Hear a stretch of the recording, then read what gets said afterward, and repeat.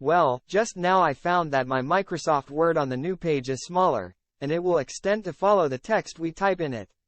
Maybe friends have never experienced this, and if later friends experience it, how to deal with it will be like in this tutorial.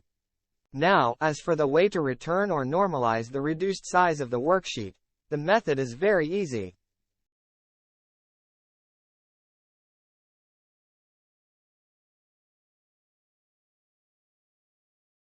You just need to hover between the two pages until the cursor changes to an up and down arrow icon, then you double-click. So automatically the blank page will return to normal.